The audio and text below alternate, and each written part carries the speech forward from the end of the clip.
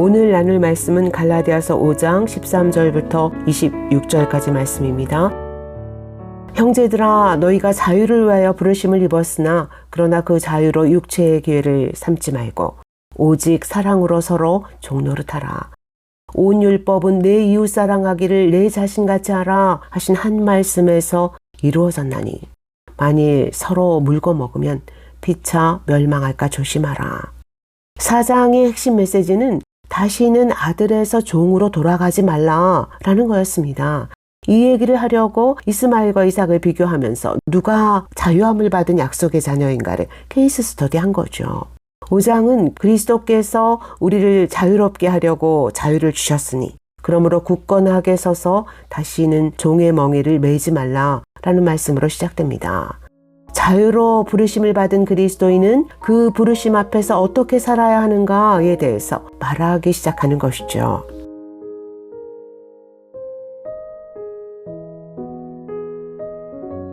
(13절에서) 바울은 다시 너희는 자유로 부르심을 받았다 라고 선포합니다.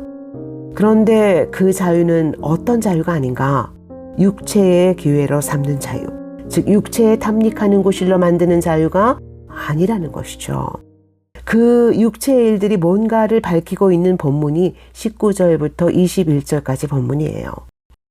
육체의 일은 분명하니 곧 음행과 더러운 것과 호색과 그러면서 성의 영역, 종교의 영역, 사회적 영역에서 일어나고 있는 육체의 일들을 쭉 나열하지 않습니까? 그렇게 살라고 자유로 부르신 게 아니라는 거예요. 그래서 이런 일을 하는 자들은 하나님 나라를 유업으로 받을 수 없다는 겁니다.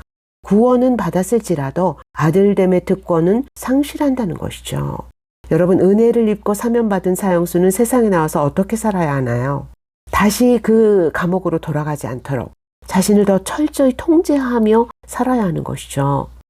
그런데 그 자유를 죄를 더 실컷 지을 수 있는 기회로 사용하면 어떻게 되나요? 사면의 특권을 잃고 이전보다 더 지독한 감옥으로 다시 수감되는 것이죠. 마찬가지입니다. 우리가 부르심을 받은 자유는 육체의 일에 탐닉해도 되는 자유가 아니라 육체의 일을 통제하는 자유라는 겁니다. 그런데 다시 타락한 본성의 욕구에 종노릇하는 것은 이전보다 더 지독한 종의 멍에를 매는 일이라는 것이죠.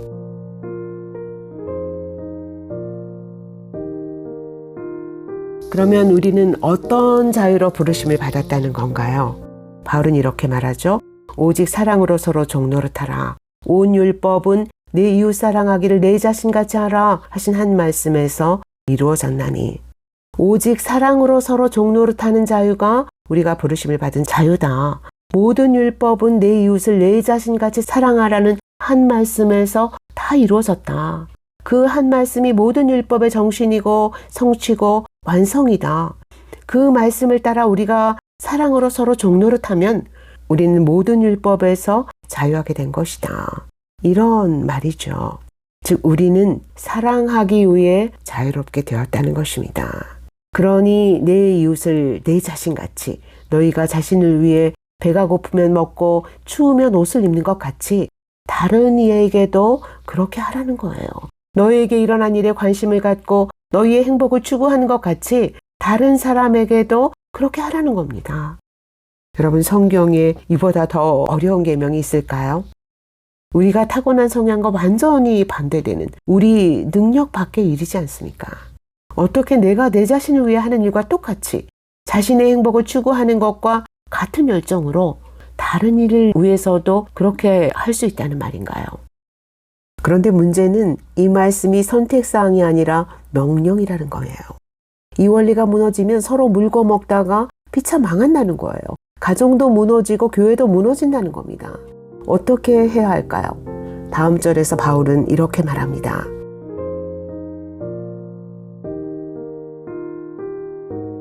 내가 너희에게 이르노니 너희는 성령을 따라 행하라.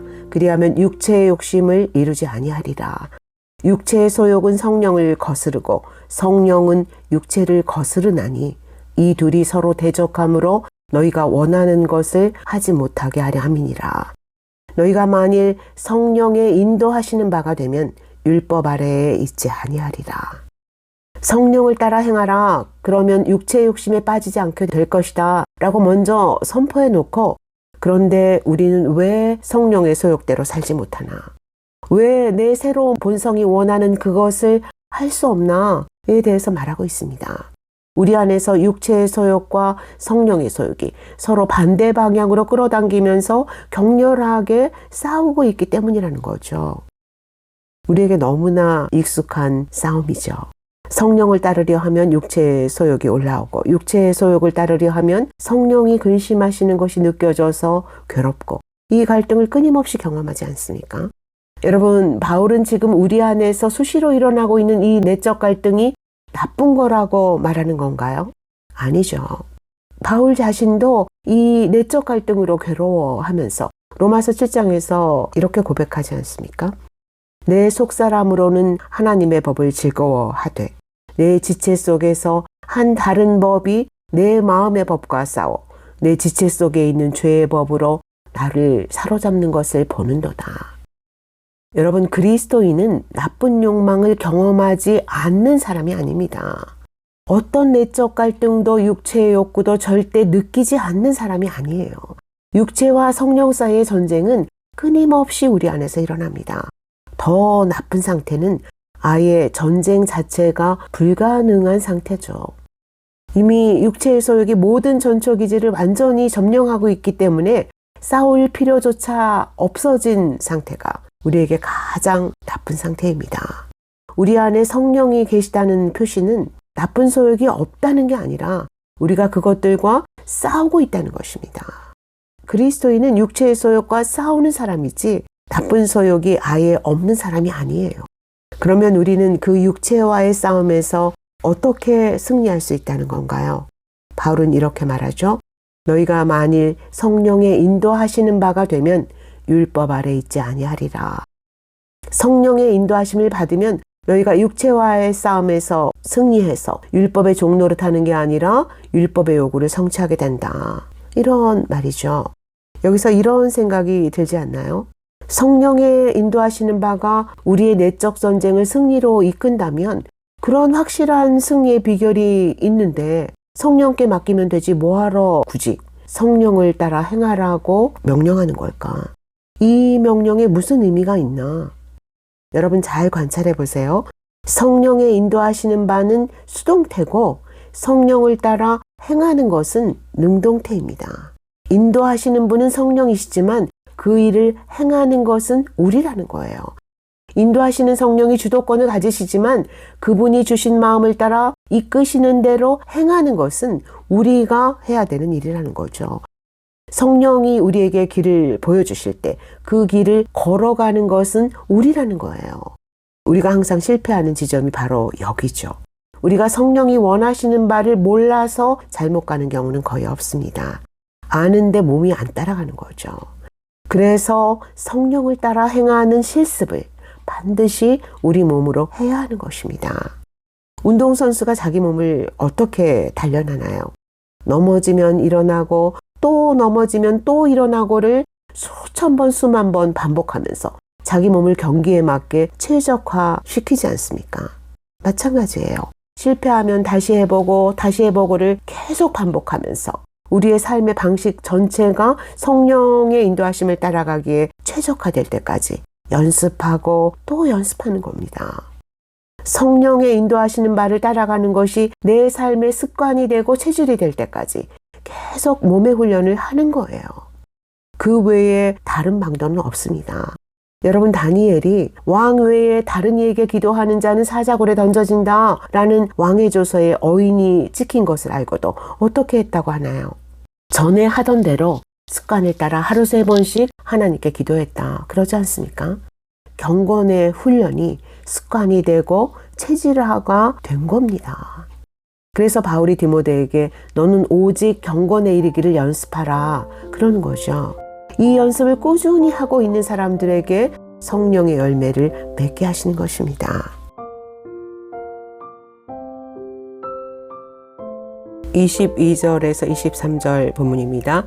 오직 성령의 열매는 사랑과 희락과 화평과 오래 참음과 자비와 양성과 충성과 온유와 절제니 이 같은 법을 금지할 법이 없느니라. 예수님은 제자들에게 열매 맺는 원리에 대해서 이런 말씀을 하신 적이 있죠. 내 안에 거하라. 나도 너희 안에 거하리니. 가지가 포도나무에 붙어있지 아니하면 스스로 열매를 맺을 수 없음 같이 너희도 내 안에 있지 아니하면 그리하리라. 가지가 나무에 붙어 있어야 열매를 맺는 것처럼 우리가 주님께 붙어 있기만 하면 절로 열매를 맺는다는 겁니다. 여기서 우리가 해야 할 일은 딱 한 가지밖에 없어요. 예수님께 붙어 있는 거죠. 붙어 있는 가지에 열매를 맺게 하시는 분은 예수님이시지만 붙어 있어야 하는 건 우리입니다. 붙어 있기로 결심하고 붙어 있는지 수시로 점검해야 하는 일은 우리 몫이에요. 붙어 있다는 것은 우리가 가장 성령 충만한 상태에 있다는 것입니다. 성령님은 주님께 붙어 있는 그 사람들을 통해서 사랑, 희락, 화평, 오래 참음, 자비, 양선, 충성, 온유, 절제의 열매를 낳으세요. 왜 이 같은 열매는 금지할 법이 없는 걸까요? 그 열매는 내가 그 안에 거하고 그가 내 안에 거하시는 성령의 충만함이 저절로 넘쳐 흘러서 낳은 열매이기 때문입니다.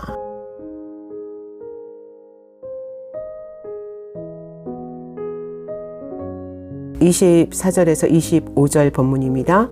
그리스도 예수의 사람들은 육체와 함께 그 정욕과 탐심을 십자가에 못 박았느니라. 만일 우리가 성령으로 살면 또한 성령으로 행할지니.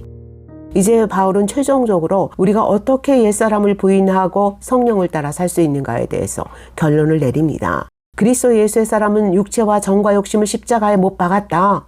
그러니 우리가 성령으로 사는 사람이라면 성령으로 행해야 한다. 이게 결론이죠. 여러분, 십자가형은 가장 냉혹하고 단호하고 고통스러운 형벌입니다. 죄인의 몸을 못으로 고정시켜서 완전히 숨이 끊어질 때까지 절대 그 못을 빼지 않은 채 나무에 매달아 놓는 게 십자가형이에요.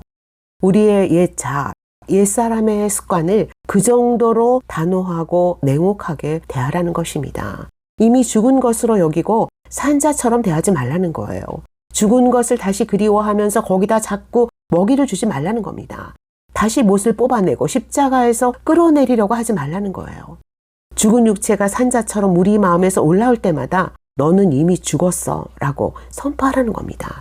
그 정도로 우리의 죄를 단호하게 다뤄야 성령을 따라서 살 수 있고 성령으로 행할 수 있다는 것이죠. 6장 1절부터 10절은 그리스도인은 서로를 어떻게 대하며 살아야 하는가에 대해서 중요한 교훈을 주는 본문입니다. 핵심 본문은 6장 2절이죠. 너희가 짐을 서로 지라 그리하여 그리스도의 법을 성취하라. 우리는 흔히 자신의 짐을 온전히 다 주님께 맡기지 못하고 사람의 도움을 의존하는 것은 연약한 믿음의 표시라고 생각합니다. 그래서 각자 자기 짐을 지고 기도하면서 다른 사람에게 쓸데없는 폐를 안 끼치려고 애를 쓰죠. 물론 우리는 우리의 모든 죄책과 고난과 슬픔, 질병과 염려와 걱정의 무거운 짐들을 다 주님께 맡길 수 있어요. 예수님은 분명 수고하고 무거운 짐진 자들아 다 내게로 오라고 하셨습니다. 그러나 주님이 우리의 짐들을 지시는 방법 중 하나는 우리가 서로 짐을 지게 하는 것입니다. 바울은 너희가 서로 짐을 져서 그리스도의 법을 성취하라고 말하고 있습니다. 그리스도의 법은 그리스도께서 우리를 사랑하신 것 같이 우리가 서로 사랑하는 것입니다. 그것이 그분이 주신 새 계명이었어요.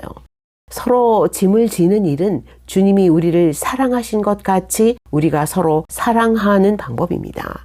그래서 우리는 나 혼자 짐을 지는 사람이 아니고 아니어야만 합니다.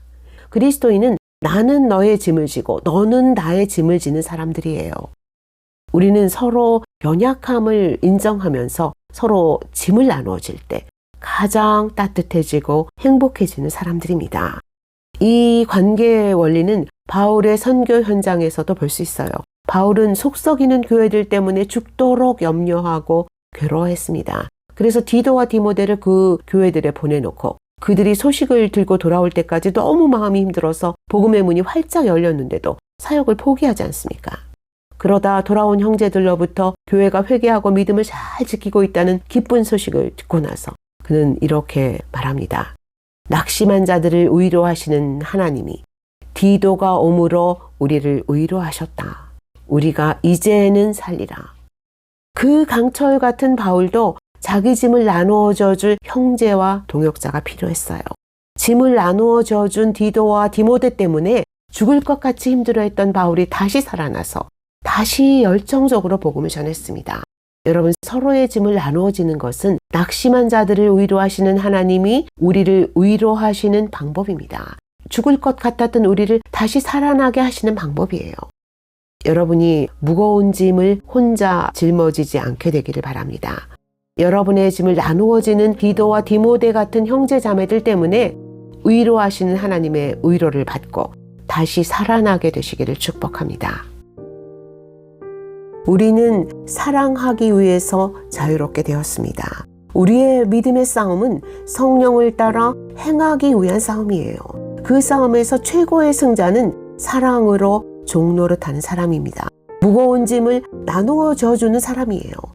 그 싸움의 승자가 되기 위해서 여러분은 성령의 인도하시는 바를 따라갈 준비가 되셨습니까? 육체의 정욕과 탐심을 단호하게 거절하고 있습니까?